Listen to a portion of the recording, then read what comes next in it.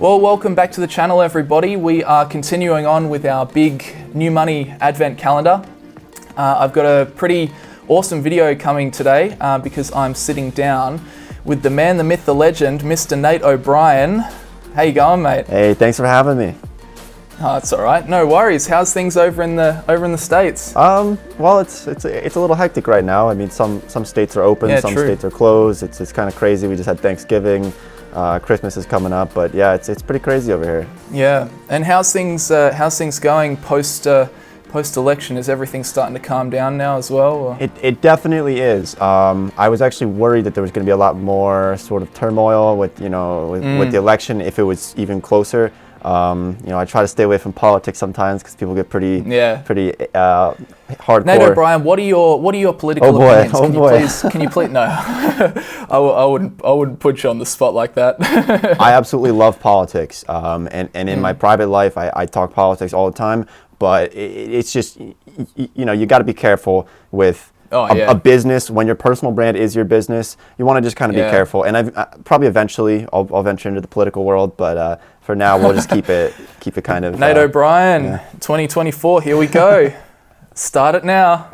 Yeah. Well, I mean, by the rate of growth on your YouTube channel, you probably have the whole of America subscribed to you in 4 years. So there you go. Not quite, but it's funny. I think Australians are in terms of who watches my videos, it's Americans, and then it's England, and then it is Canada, and then it's Australia. So about 4% of Australians. There you go, 4%. Yeah. Represent, go Australia. What about you though? What's your breakdown on yours? I've always been curious. Sorry, what's my breakdown on what? Sorry. For like how many Australians watch your videos versus Americans?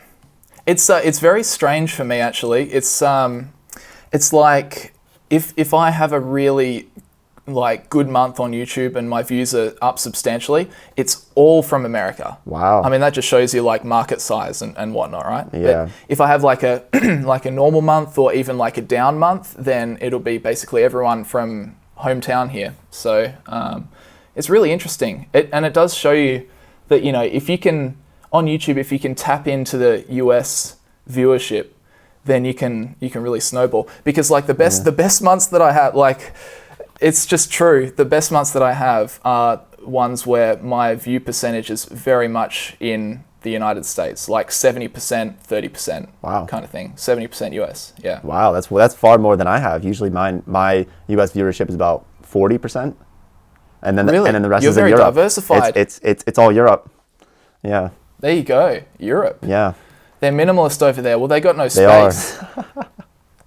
They're all crammed into little boxes. They're like, man, I live in London. I've got a shoebox that I need to live in. How can I kick out all of my junk? That is actually better watch some of your videos. Well, it's funny that you say that because I do have a big portion of my videos do kind of talk about minimalism or productivity, and that is heavily based in Europe. I don't know why, but it's like the average minimalist viewer, and not to just like totally generalize, but if you were to break it down, it's probably like a 30-year-old woman from Europe is what seems to be the average minimalist, which is just a weird demographic difference from like the traditional like personal finance stuff that you and I talk about, which is usually like a 27-year-old American that you might see in that. Yeah. 25 to 35 male. Yep. That's basically it. Do you ever look at your guys to girls breakdown? Oh yeah. So mine was, for a long time, it was probably maybe 85% male. Like when we both started our channels, like almost 4 years ago, right? I mean, we started so long ago. I feel like. Yeah, it's been a while. Yeah, I know, and it's funny because I think we've known each other for this whole time. Like when we both had 100 subscribers, we would like message each other and like comment on each other's videos. So it's a long time ago. Yeah, and it's really come a long way. But the breakdown for me it was like 85-15 male, and then every year it just moved more and more female, and now it's 50-50 female versus male. 50-50? Yeah. Wow, there you go. Yeah. I'm right now I'm at 90% male. Wow.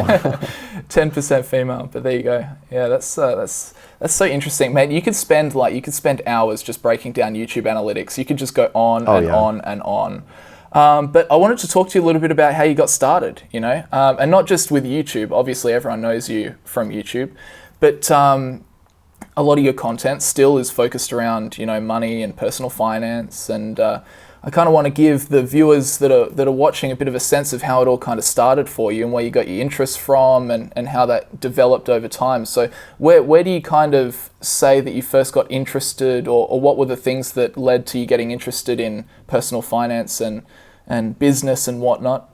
Yeah, well, so I really love numbers and marketing, and this is probably why I love marketing, but also finance as well, is just because it's so easy to relate it to life, right? Versus something that could be a little bit more difficult, like say rocket science, which I probably wouldn't be capable of anyway, but it's difficult to relate it to everyday life, to you and me, right? If we were to sit around at a dinner table and try to talk about some thermodynamics or something, it would just be, right? Yeah. So personal finance was just always really, it kind of, I don't want to say that it came to me easily, but everybody has something that they're drawn towards. I mean, my brothers were just really great with athletics.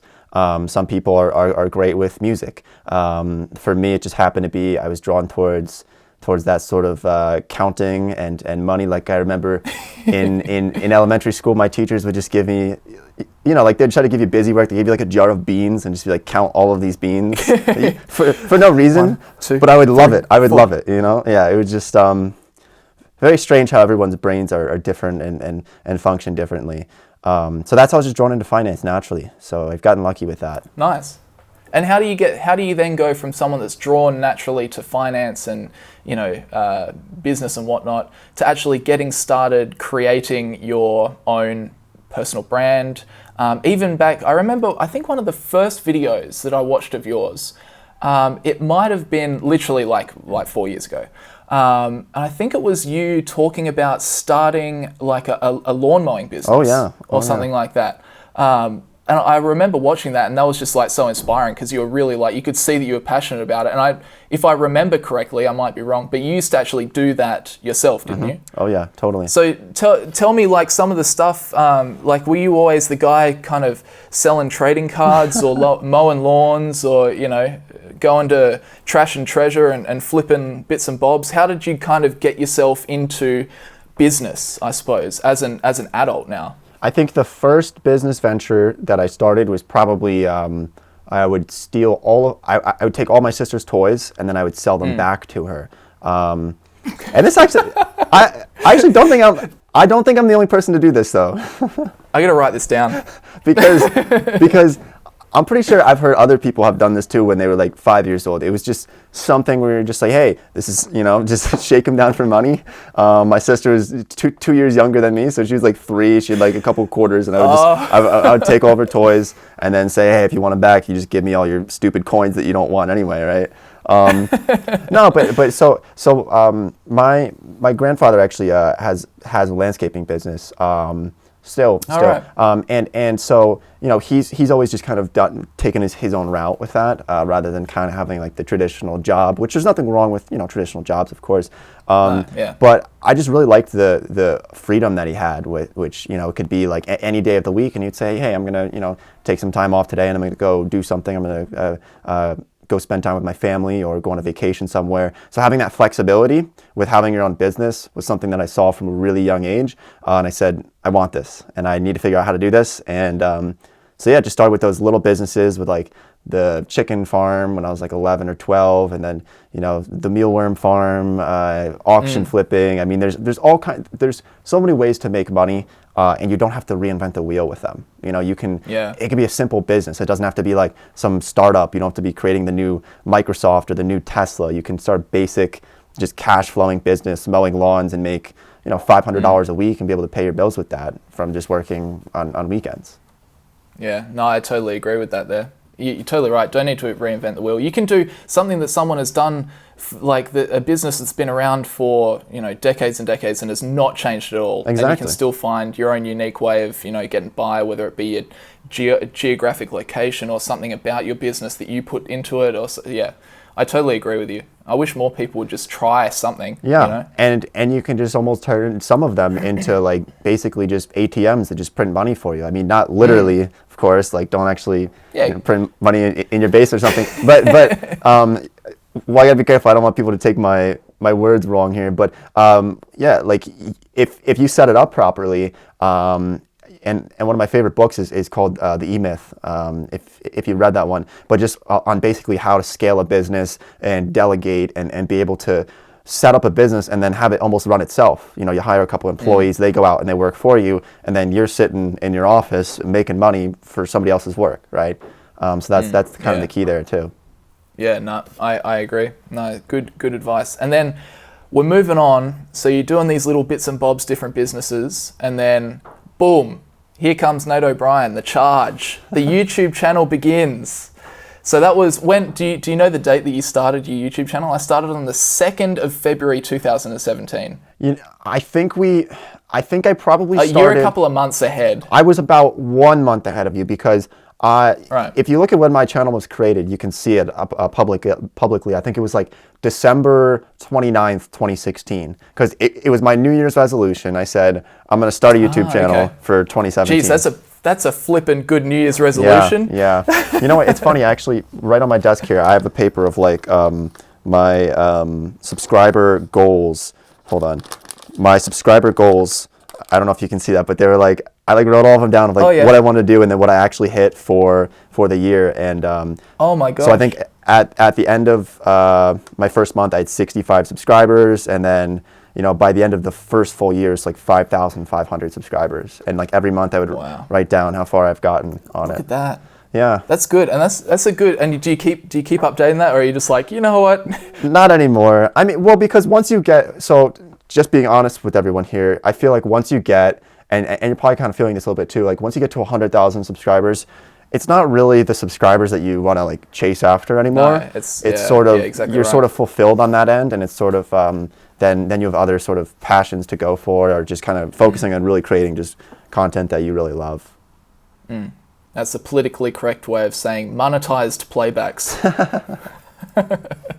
No, I totally get you. But I feel that as well. I mean, I feel like, especially with like a lot of people strive for that YouTube plaque, the silver play button, and they hit that 100,000 and they get that shiny play button. They're like, oh yes, I've done it. And then you're right.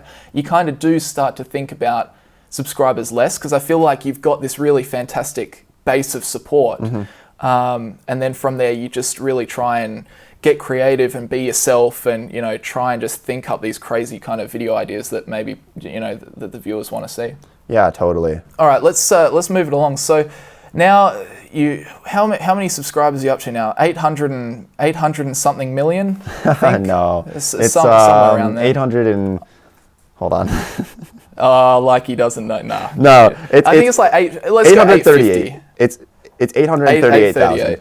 I mean, I knew it was like 830-ish, but it's I don't track it every day. It's kind of and that's where you've gotten to after literally 3 or 4 years, which is just phenomenal. And I feel like a lot of people now, even now, like I feel like we've been talking YouTube for so long, but even now in 2020, people are still just getting switched on to the idea of maybe I should start a YouTube channel. I know a guy that follows my channel that literally what we're talking about mows lawns, and his YouTube channel is just him mowing lawns, and he does really well. Some of his views have just some of his videos have just so many views, like millions of views. Wow. So let's talk someone trying to get into YouTube, from someone that's been there, done that, and has found amazing success on the platform. What do you think are some key things to consider when you're just starting out? So things to get you up and going.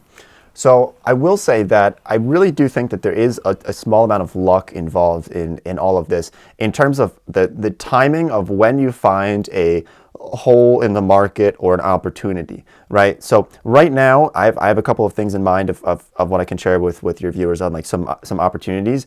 But for finance, for example, I believe that you and I got really lucky that we were some of the first ones to start making finance videos on YouTube. Because I'm sure you remember, like a year before we started our channels, there were if you went onto YouTube and you typed in like how to invest or how to save money, it just didn't exist. It was like a 1 minute like Investopedia video or something from like 2008, right? So it didn't exist, and I don't want to try to like take credit for this, but I think collectively, probably you, myself, and 50 to 100 other finance YouTubers kind of like almost built the finance like YouTube community that we have today, right? So getting lucky and like seeing an opportunity at a certain time, and this can happen at any point. If somebody's on YouTube and you look at a channel and you say, okay, well, here's a channel that has 500,000 views on a video and they only have 2,000 subscribers. This must be some type of opportunity here because they don't have many subscribers, but they have a lot of views. And so that's a dead giveaway. But also, right, okay. Yeah. Yep. But also just niching down, right? Also just niching down and trying to find those ones like mowing lawns, right? Like if you made a channel about that, it's a very small sort of tight-knit community. But really at the end of the day, it's what you really are most passionate about. I feel like it has to be the topic of your channel. And I'm sure you'd agree with that, right? Like if like for us, it's so easy to talk about finance because we love it, right? But otherwise, it'd feel like a job. You know, if I had to talk about science and biology and mitochondria or something all day, I would not enjoy it. It would not be fun, and it would be a job. So, yeah. I think that's probably the one of the first things that I'd say as well is to make sure that you enjoy it. Yeah. I think another thing to realize again when just starting out on the platform is that you've got before you even a lot of people just think about the money, and before you even can start earning money, you have to achieve so many goals. Like you have to hit your 1,000 subscribers and your 4,000 hours of watch time. So I always just tell people, try and follow what you really love because otherwise you're just gonna stop. I mean, it'll feel like work, like what you're saying, but you won't get paid for it. So that will be like hugely unmotivating, demotivating, whatever the word is. So no, I totally agree with you there. Yeah, and I've always viewed money as a byproduct of anything that I do with my personal brand. I just don't like to follow the money, chase the money. I just think that if you focus on creating quality content and sort of pleasing the consumer or the viewer, then money will follow behind that. But also, it's not really like the top priority for me is like, sure, it's nice to have more income and more money flowing in, but it's like I said, it's sort of just a byproduct. And I didn't want to go specifically into your like revenue or whatever, but you're someone that's always kind of just been, I'm just here, I'm running my YouTube channel and that's it, and it's just me and I'm just talking to the camera. What do you see? I remember watching a video not too long ago. You're talking about your plans for next year in terms of scaling up your income. So I was wondering like what are some of your plans around that? Because you've always been someone who has been against. Well, not against, but you haven't gone down the path of, teaching through courses, putting your knowledge into a digital package that can be bought by someone. So what's next for your personal brand and going forward? Well, for my brand, it's going to be, luckily we have quite a bit of YouTube ad revenue in the finance niche because of the amount of advertisers and banks and brokerage firms who want to run ads on our videos. So our ad rates are probably, on average, probably 5 to 10 times higher than the average YouTube channel. Yeah, right? Definitely. So like my CPMs are, $35, almost $40, and I'm sure yours are kind of along that line as well, right? Yeah, about 35. Yeah, and that blows people's minds when they hear that because it just sounds like it sounds fake. It's like how are your ad rates so high? But it's just because it's an auction. Like if someone wants to run ads before this video here, they're gonna bid against each other. Say like Robinhood and M1 Finance and Barclays and CIT Bank. They're all trying to run ads on your video because they know that the viewers are very specific to this content. So they're gonna pay a lot more for customer acquisition. So I've gotten very lucky with ad revenue. It does still make up a decent size of my income, but also I've gone the sponsor route now as well. I realized how much you can actually make from a sponsor on a YouTube channel or on Instagram. And I think that a lot of people say sponsorships, that's dirty, you're such a sellout. But to those people I would say it's totally the opposite, especially with channels that you follow and you trust. I mean, those trustworthy people aren't going to accept sponsorships from companies that they don't 100% get behind. Exactly. What's one that you're sponsored with? One of mine is, for instance, Stake, which is a brokerage platform that lets Australians and New Zealand and people over in Europe invest cheaply in the US market. So it's just focused on the US market, but from people that are outside. And I totally, like, I get behind them. That's a great mission, and it's brokerage free, and that's something that's been really, like, it's been a big problem in Australia, is trying to access the US market, because literally I was using a broker, and our brokerage fee, international brokerage fee, was $50 US. Wow. Yeah. Wow. Insane.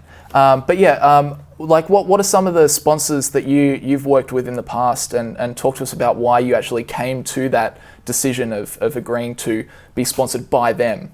So the last one I did was Wealthfront, which I just released earlier this week. Yeah. Which is basically a robo-advisor.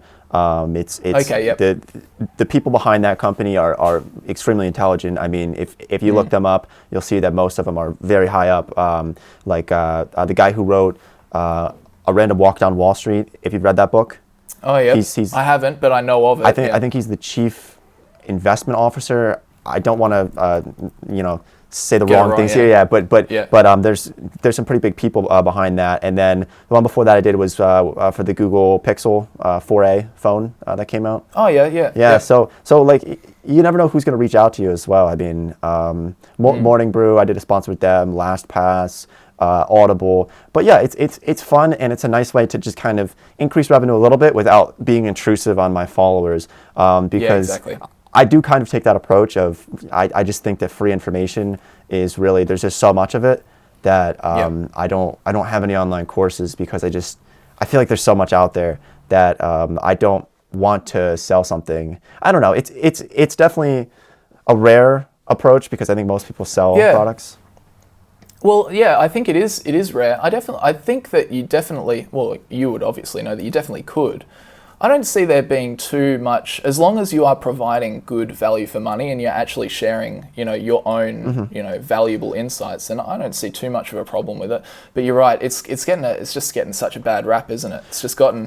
It's gotten such a bad name, I suppose, over the last. That's actually why I started PROFITFUL, which is my business, which is about courses about structured courses about investing, is because I was just looking at some of the stuff that you could get in terms of paid courses for investing and finance and whatnot. I was just like, holy moly, like, you're paying how much and you're getting what? Yeah. It's like, someone's got to try and right that wrong. I mean, anyway. So I really want to create a course on YouTube growth with just real in-depth. That would be awesome. So like real in-depth, looking at analytics, breaking down the data, and not just like a fluff BS course of turn on your camera, record the video.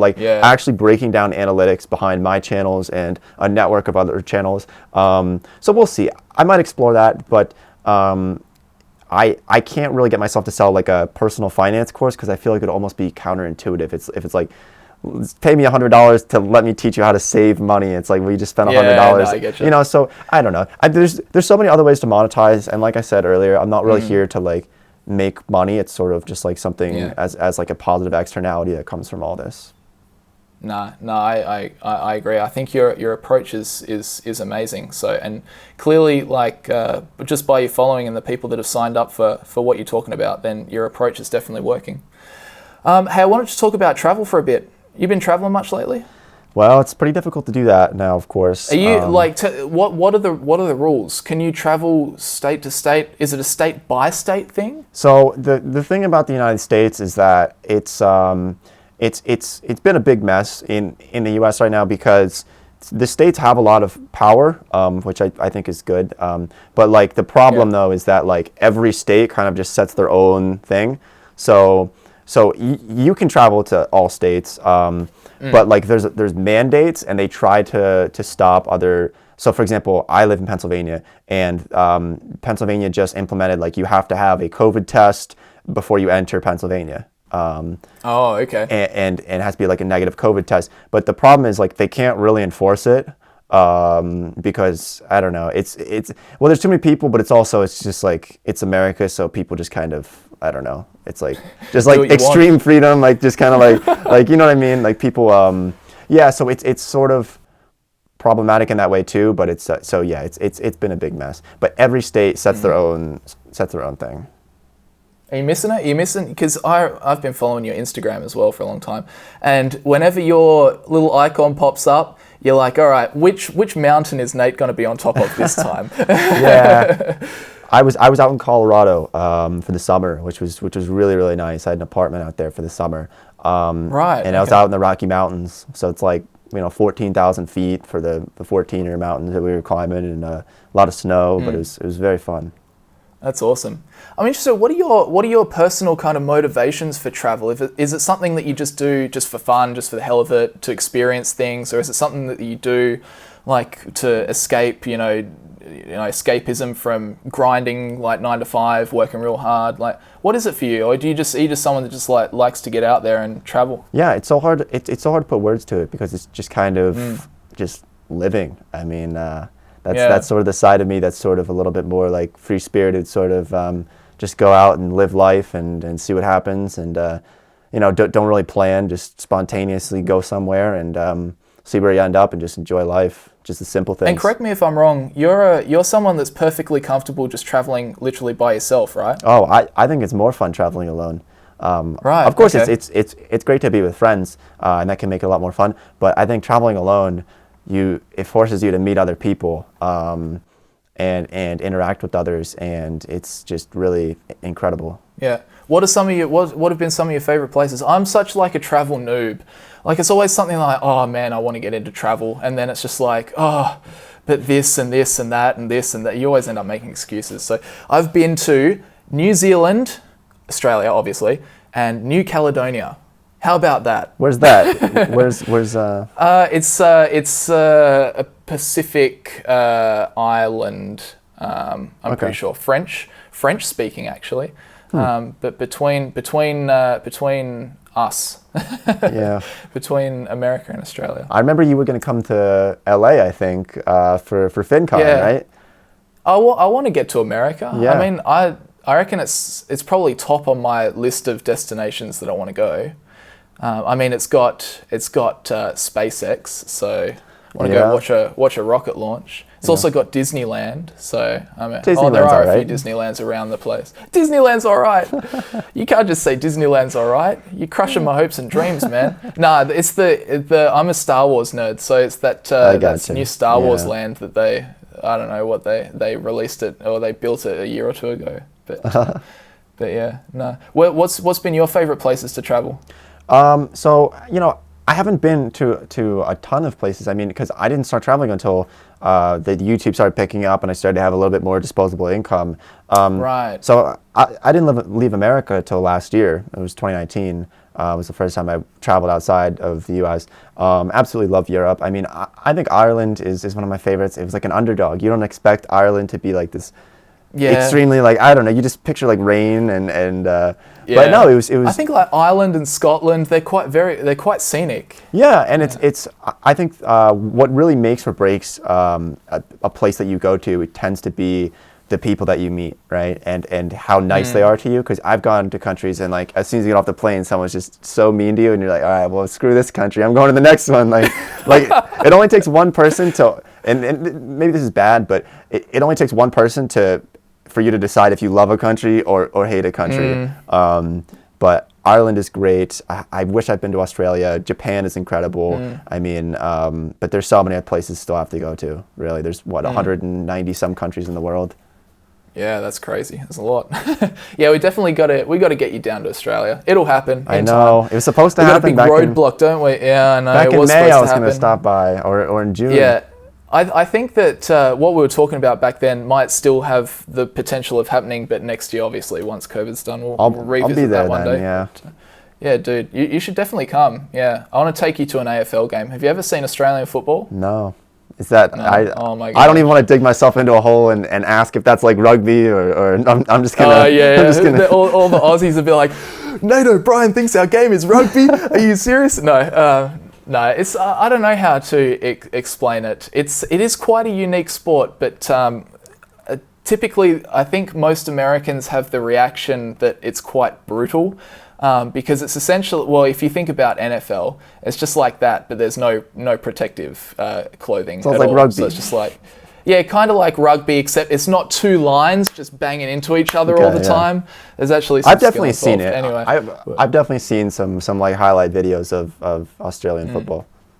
Yeah, we'll have to get you to a game. Hey, how are you looking for time? You want to finish up soon? I got a couple of questions sent in by the viewers. You want to rattle through a few? How are you going for time? Oh yeah, I've plenty of time. All right, no worries. I gotta figure out how to do this whole Instagram thing. I'm not as good like you on the Instagram. All right, let's go. So thanks very much, everyone, for sending in your questions, by the way. We've got a fair few, so I think I'll just, a couple of them, there's a bit of crossover. So let's ask this one first. Nate O'Brien, how do you balance being frugal, or being minimalist, but also living in the present and enjoying yourself? I think it's all about understanding where every dollar goes, and when you do this, it eases up a lot of pressure. So it's still, I think it's totally good to be frugal, but it's not. The goal is not to just totally, save every penny that you make and never spend anything, because you want to enjoy the fruits of your labor, right? And I think there'd be nothing worse than dying with like $2 million in the bank, but you didn't spend any of it. I mean, what's the point in that, right? So it's nice to be frugal and save money when you need to, but I think it's 100% okay to budget and save for things. For example, I have a travel fund, and I talk about this a lot. I have a travel fund where I put a few percent of my income into like a separate account that I use for any type of travel, so I can still enjoy my money, but it's all budgeted, right? I've accounted for all of it. Yeah, no, that's smart. I feel like knowing where your money goes is a big step into being able to enjoy what you want to do, and running yourself like a business. Right? Yeah. Like you want to make sure that you're profitable. Yeah. So you want to understand your assets, your liabilities, how much money are you bringing in every month, how much are you spending every month, and then make sure that it's balanced so that you're on top every month. I think definitely that's a really good point. I think that people should definitely always look at their cash flow. And that's the number one thing I say is when people are like, oh, I want to get into, saving more money or investing. I'm just like, do you even understand like your basic cash flow? Like where all your money's going out, where your money's coming in, is the money coming in active, passive, blah, blah, blah. Because understanding, I think, is the first step into unlocking really a financial literacy, even just about understanding yourself, I guess, your own financial position. And once you actually, I know it's boring, but once you understand that financial situation, then everything else, you can just kind of figure it out, because it's just like, oh, okay, maybe I shouldn't have this Uber Eats 3 times a week. Maybe I should save that, and then maybe I will go to, Colorado or something.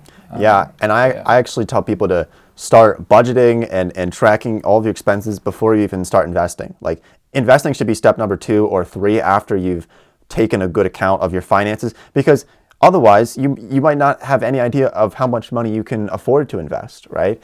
So make sure you take care of that first stuff, like the budgeting, and then you can go to invest that.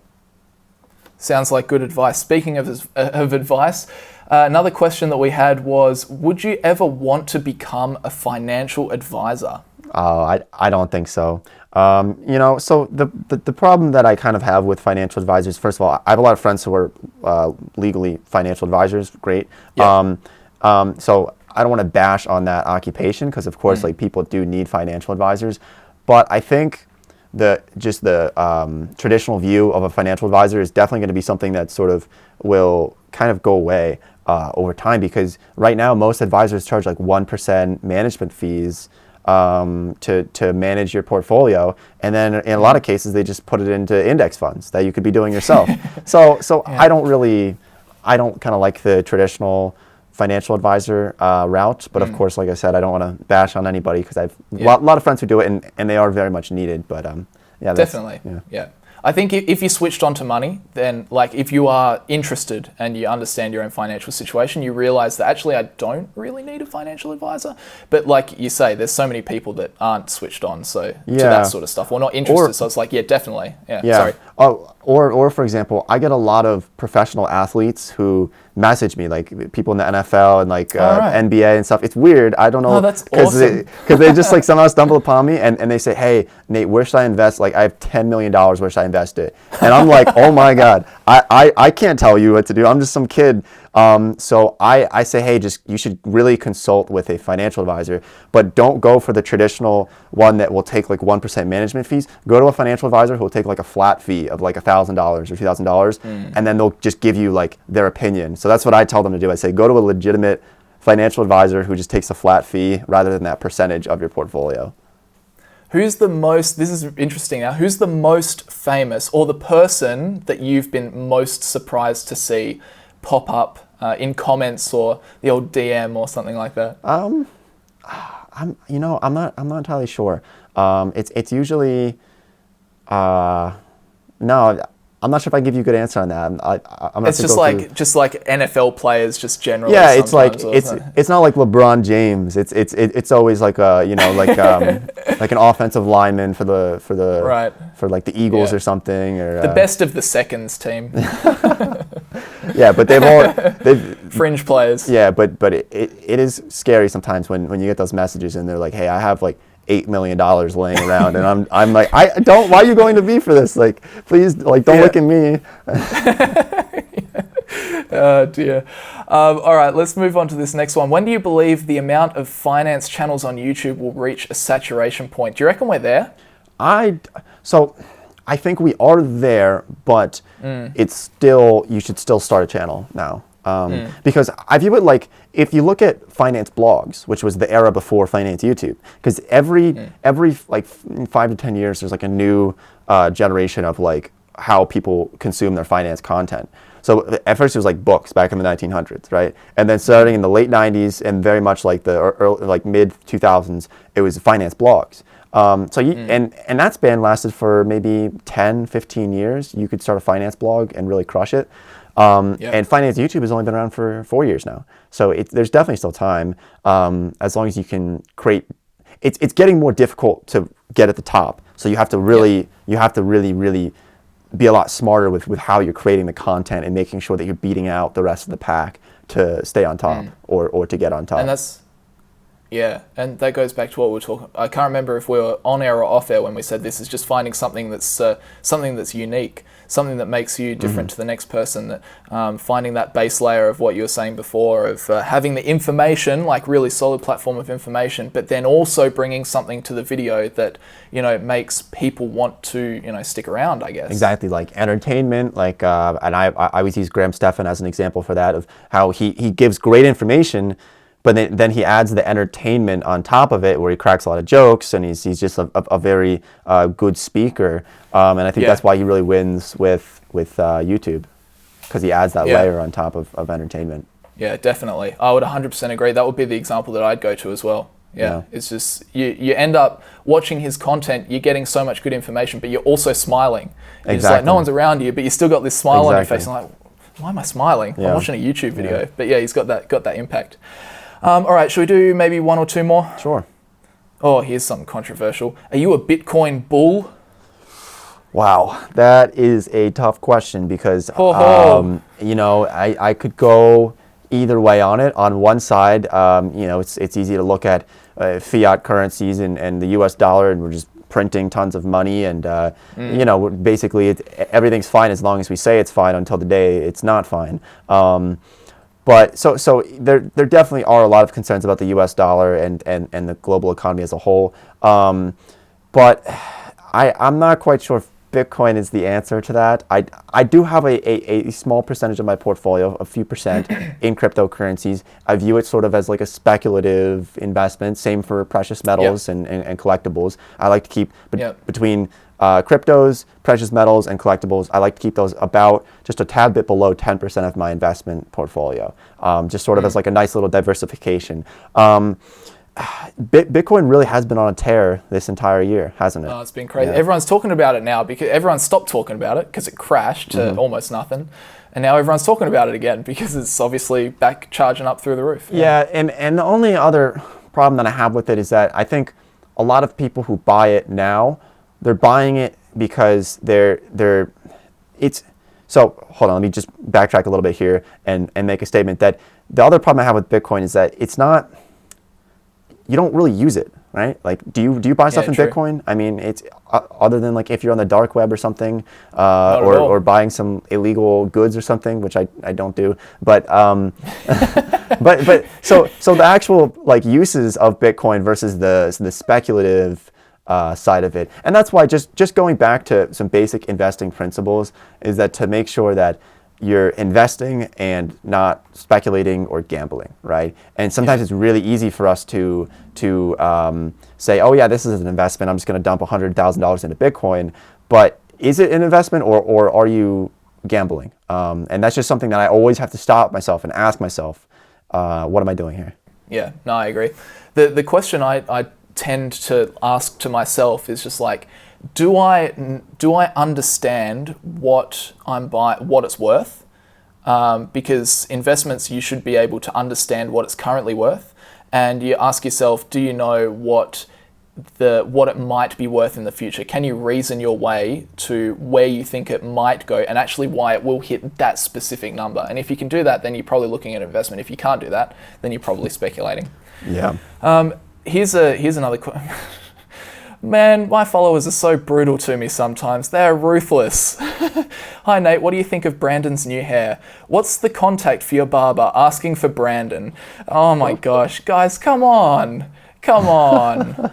Everyone's been hating on me for my hair at the moment because I used to have a side part and swish it over, and now I'm just trying to grow it out, but it's at the awkward stage where it's not long, but it's not short. So wait, hold on, just turn a little bit. Like I just want to see like. Oh yeah, here we go. Oh. It's looking pretty.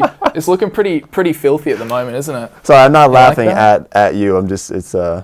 Nate, I'm gonna end this right now. You're going for like you almost have like the Donald Trump flow. Oh, that's it. Shave my head. I'm sorry. Scissors right now. I'm getting scissors right now. Nah. No, I like it. It's good. No, my girlfriend says that I should grow my hair out and eventually get it to a man bun. But there's this massive awkward stage in the middle where your hair's not short, but it's not long. And what can you do? You know? Yeah, what can you do? It happens. That's why I've never had the courage to go through that phase. I've tried growing it out, and then I'm like, oh, I should just cut it before people start making comments. But yeah, you got to get the flow. Just get the hair like down to your shoulders. Just exactly, because then you can do whatever you want with it. Yeah, I don't know. The surfer flow. I don't know. So guys, stop hating on my hair. Christ's sake. Anyway, hey man, thanks very much for your time. That was awesome. What a chat, hey. Yeah, thanks for having me. What am I going to call this video? This has got to be like something like bantering. 1 hour. I don't even know how long. Nate O'Brien bantering for an hour. No, it's yeah. Well, it's been like 40 minutes. Bantering with Nate O'Brien. That'll be the title of the video. What you got on for the rest of the day? It's let me see what time is it. It's 6:24 here, so I'm just gonna crank out a video maybe tonight, and I'm firing up my Nate O'Brien show, my second YouTube channel. I'm getting that flowing for 2021 to just have two channels. You know, two's better than one. So what's the idea with Nate O'Brien show? Is that more like informal, kind of less produced content? Like what's the difference there? It's going to be anything that I want to talk about. I mean, okay, cool. Just today I released a 30-minute sort of tutorial on how to grow a YouTube channel. I mean, just no edits, just 30 minutes, me sitting down, just talking to a camera, just dumping information. And I'll try to get out one a week on that, and just whatever I feel like talking about. You know, maybe we'll talk about politics, maybe we'll talk about business, whatever people want to see. But I think it'll be fun, and it's just like a little fun side project. Nice. And what video are you working on for your main channel at the moment, or is it top secret? I don't quite know. I think it's probably going to be something around like how to care less, or like you know, sort of like how I became confident, sort of like that in that realm. Nice. You know. Yeah. No, that'll be good. Yeah. Well, I'll certainly be tuning in, as will a lot of people, I'm sure. Hey man, thanks so much for your time. Really appreciate you coming on the channel, and obviously all the best with all of your ventures going forward, and hopefully we can get you back on the channel at some time, maybe in a year's time or something. In person. We'll do another catch up. In person, we'll do it. Yeah, in person. Yeah. I'll get whatever works. If I'm allowed to go to the States, or are you guys allowed to come over, we'll figure it out. Yeah. Because yeah, it'd be mad to hang out. We'll go on a holiday. We'll go on a working holiday. I'll meet you in Dubai. How about Dubai? Dubai. I'm there. Sold. All right, sold. Let's do just it. Like that. All right, cool. Hey, thanks very much for your time. It was great chatting to you, Nate. Yeah, great talking. Thanks.